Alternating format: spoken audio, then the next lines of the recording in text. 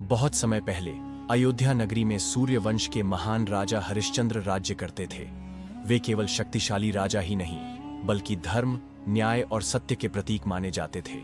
उनकी प्रजा उन्हें धरती का धर्मराज कहती थी क्योंकि उनके राज्य में कोई झूठ नहीं बोलता था, कोई भूखा नहीं सोता था, कोई अन्याय नहीं सहता था। राजा हरिश्चंद्र ने जीवन भर एक संकल्प निभाया, मैं चाहे कुछ भी खो दूं पर कभी असत्य नहीं बोलूंगा।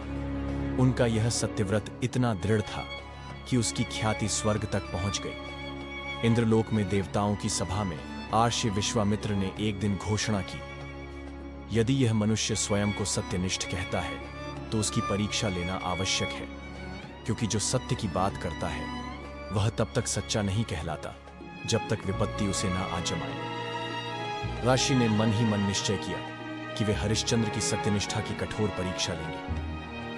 एक रात राजा हरिश्चंद्र ने एक विचित्र स्वप्न देखा। स्वप्न में वह एक विशाल यज्ञ में भाग ले रहे थे और ऋषि विश्वामित्र उनसे दक्षिणा मांग रहे थे। उन्होंने बिना झिझके वचन दिया, ऋषिवर, आप जो भी चाहें मैं दूंगा। अगले ही दिन जब राजा राज्यसभा में बैठे थे, उसी ऋषि विश्वामित्र ने आकर कहा, राजन, आपने मुझे स्वप्न में दक्षिणा देने का वचन दिया है, अब उसे निभाइए। हरिश्चंद्र चौंक गए परंतु झुके नहीं। उन्होंने उत्तर दिया, ऋषिवर, यदि मैंने स्वप्न में भी वचन दिया है तो वह मेरे लिए साक्षात जागृत संकल्प है। आप बताएं, क्या दक्षिणा दूं? विश्वामित्र ने मुस्कुराते हुए कहा, अपना संपूर्ण राज्य, संपत्ति, वस्त्र और सेवक मुझे सौंप दो। राजा ने तुरंत संपूर्ण राज्य दान कर दिया। तभी आर्षि बोले, अब मेरे पास समय नहीं है, मुझे काशी जाना है। आप वहीं आइए और शेष दक्षिणा मुझे वहां दीजिए। हरिश्चंद्र ने अपनी रानी तारा और पुत्र रोहिताश्व को साथ लिया और अंधकारमय भविष्य की ओर चल पड़े। बिना राज्य, बिना ऐश्वर्य, परंतु सत्य के साथ। काशी नगरी में राजा हरिश्चंद्र अब आम नागरिक बन चुके थे। न वस्त्र बचे थे, न धन, न कोई पहचान, परंतु उनका सिर अब भी ऊंचा था क्योंकि उन्होंने सत्य नहीं छोड़ा। ऋषि विश्वामित्र ने उन्हें चेताया, 1 महीने में दक्षिणा दो, नहीं तो शाप मिलेगा। अब हरिश्चंद्र एक आम इंसान की तरह काम खोजने लगे, किंतु कौन जानता था कि अयोध्या का सम्राट अब किसी साहूकार का दास बनने वाला है। एक दिन एक साहूकार ने उन्हें देखा और कहा, मेरे घर में सेवक की जरूरत है पर तुम्हें दास बनना होगा। हरिश्चंद्र ने बिना झिझक स्वीकार कर लिया। अब राजा हरिश्चंद्र एक गुलाम बन चुके थे। धूल में लथपथ चुपचाप वे साहूकार के यहां काम करने लगे, लेकिन दक्षिणा पूरी नहीं हुई।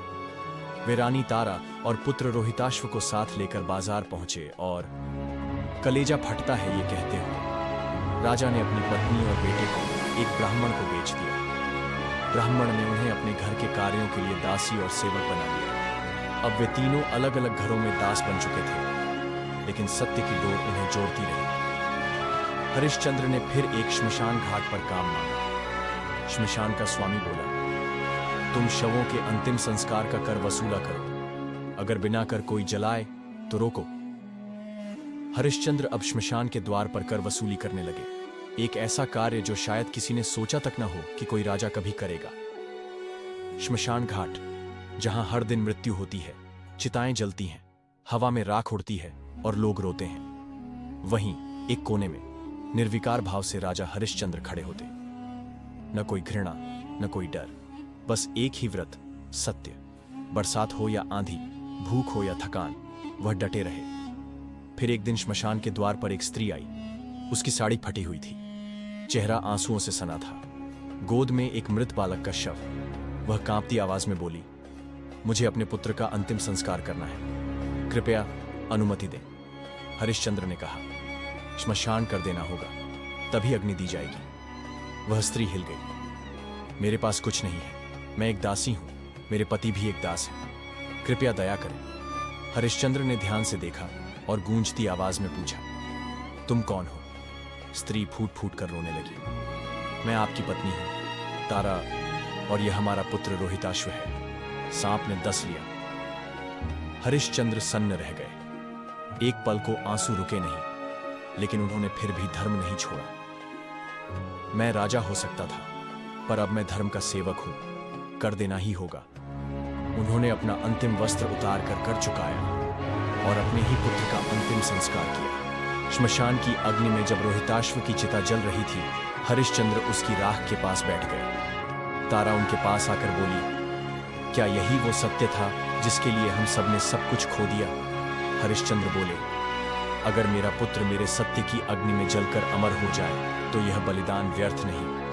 उसी समय आर्षि विश्वामित्र प्रकट हुए। उनकी आंखों में अभिमान नहीं, पश्चाताप था।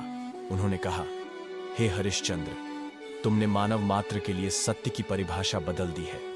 मैंने तुम्हारी परीक्षा ली थी, पर आज मैं स्वयं पर शर्मिंदा हूं। तभी आकाशवाणी हुई, हरिश्चंद्र केवल राजा नहीं, युग पुरुष हैं। इन्हें और इनके परिवार को स्वर्ग का द्वार खुला है। देवता प्रकट हुए। रोहिताश्व पुनर्जीवित हो गया। तारा मुस्कुराई। हरिश्चंद्र झुके, बोले, यदि मैंने जीवन में कभी भी किसी से अन्याय किया हो तो मुझे स्वर्ग नहीं चाहिए। देवताओं ने उत्तर दिया, हे धर्मराज, अब तुम्हारा स्थान स्वर्ग में नहीं, अमृता में है। हरिश्चंद्र, तारा और रोहिताश्व आकाश में देवयान पर बैठे। चारों ओर पुष्प वर्षा हो रही थी। इंद्रदेव ने कहा, हे हरिश्चंद्र, तुम धरती पर एक काल थे, अब अमर बनो। तुम कालों में काल हो, धर्मों में धर्म हो। काशी नगरी की जनता सन्न थी। जिसे वो दास समझते थे, वो धरती का सबसे ऊंचा पुरुष था।